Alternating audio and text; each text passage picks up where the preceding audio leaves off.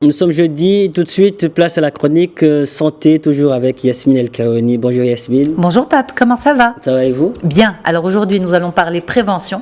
C'est pour ça qu'on va faire le point aujourd'hui sur le glaucome, parce que c'est une maladie silencieuse et qui apparaît malheureusement qu'à un stade tardif. Donc d'où l'importance de connaître les facteurs de risque et éventuellement peut-être on va voir s'il y a des signes annonciateurs. Et tout ça on le voit avec le docteur Habiba Tazi.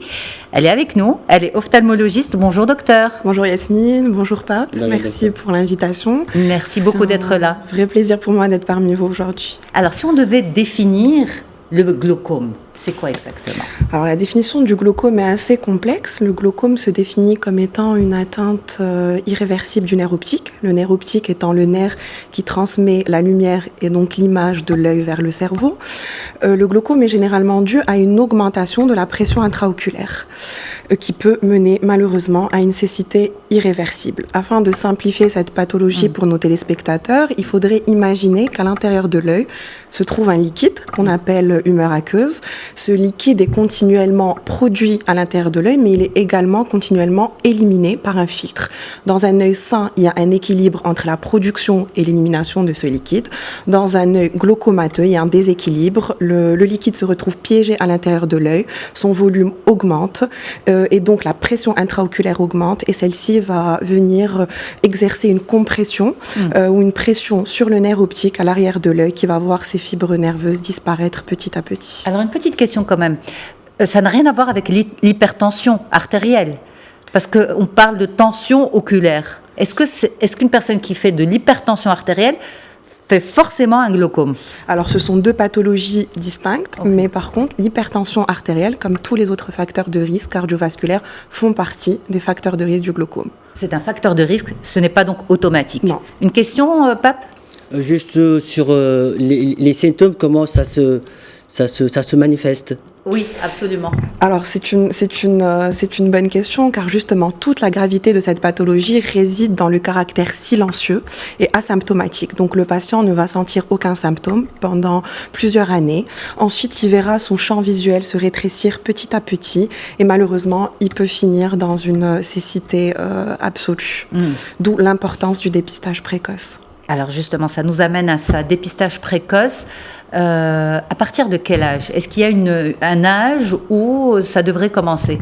Alors justement, donc comme c'est une maladie silencieuse et asymptomatique, le seul moyen de savoir si on a un glaucome, c'est de se rendre chez son ophtalmologiste pour un examen ophtalmologique, durant lequel on prendra donc la tension oculaire et on réalisera un examen du nerf optique à l'aide du fond d'œil. Mais il est très important, en matière de dépistage, il faut comprendre qu'il existe des facteurs de risque et notamment l'âge. Donc généralement, le glaucome débute entre 40 et 45 ans, même si je continue à avoir dans mon cabinet quelques cas de glaucome congénitaux qui apparaissent dès la naissance.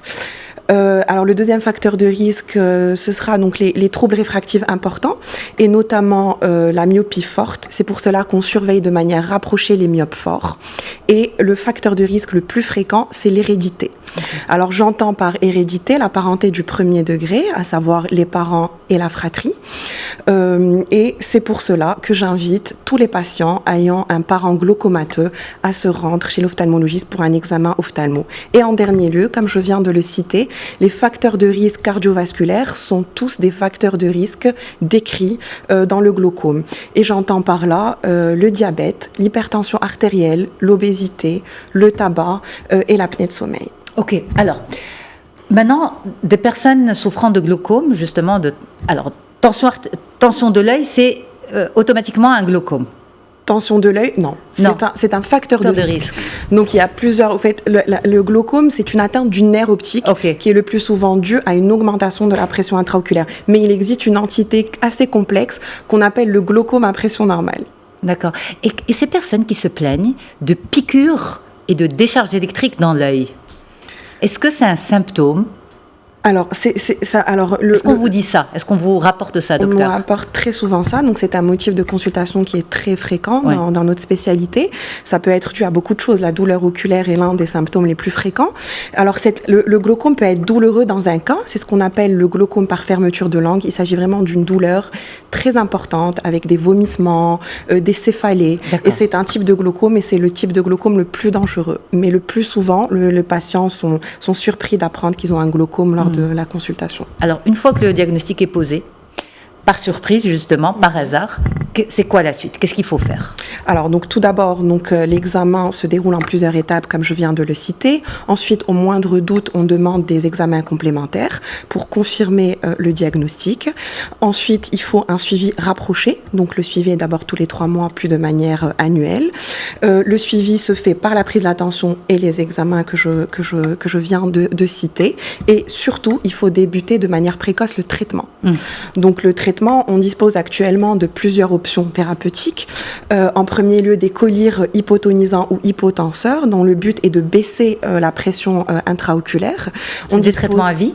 C'est un traitement à vie, comme toutes les maladies. Le glaucome est considéré comme une maladie chronique qui nécessite, dans la majorité des cas, un traitement à vie. Alors, pardon, autre chose. Par rapport à ce traitement, justement, à base de collyres ou autre, est-ce que c'est un traitement qui va retarder l'évolution de la maladie ou bien qui va stopper complètement l'évolution de la maladie?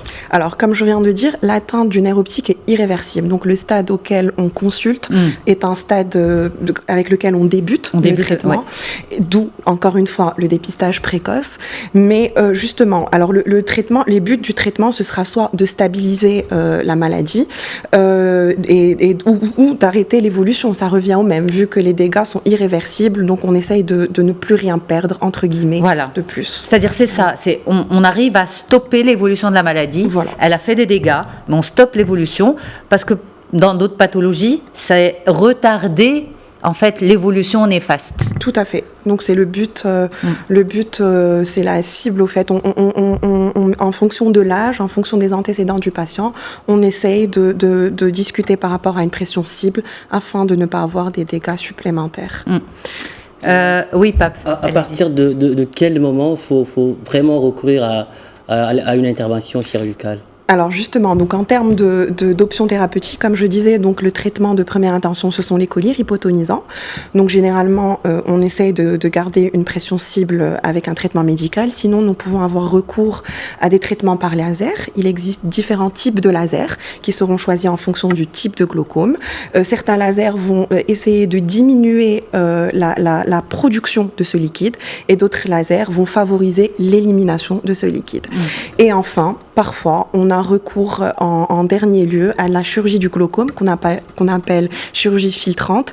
Alors la difficulté justement, comme c'est une maladie qui est silencieuse, il est très difficile d'expliquer aux patients qu'il devra avoir recours à une chirurgie. C'est pour cela que dans la plupart des cas, la chirurgie a lieu en dernier lieu. Pourquoi? Parce que elle est dure? Alors, qui dit chirurgie dit risque. En tant que médecin, on essaye toujours de mettre, d'avoir une balance entre les bénéfices et les risques. Donc, on essaye d'avoir recours à la chirurgie quand quand les autres traitements médicaux et mécaniques n'ont plus d'effet. Ces dernières années, j'ai eu la chance de faire partie d'une équipe d'expertise en matière de glaucome à l'international. On a pu suivre plusieurs cas de glaucome réfractaire ou dépassé. Et actuellement, il y a plusieurs essais thérapeutiques, plusieurs études. Notamment, certaines écoles encouragent le traitement par laser dès le diagnostic du glaucome, afin de gagner un maximum de temps, entre guillemets. Et puis également, il y a d'autres essais thérapeutiques qui sont en cours et j'espère qu'ils verront le jour. Je voudrais juste ouvrir une parenthèse. Le glaucome est jusqu'à nos jours la première cause de cécité irréversible dans le monde. Donc il est très important d'avoir recours au dépistage précoce en vue des dégâts irréversibles de cette maladie. À partir de l'âge de 40 ans. Tout à fait. Je suis en retard de 2 ans. Docteur Habiba Tazi, merci beaucoup d'avoir été avec nous. Vous êtes médecin ophtalmologiste. Pape, vous avez encore quelques années devant vous pour le dépistage. Inch'Allah.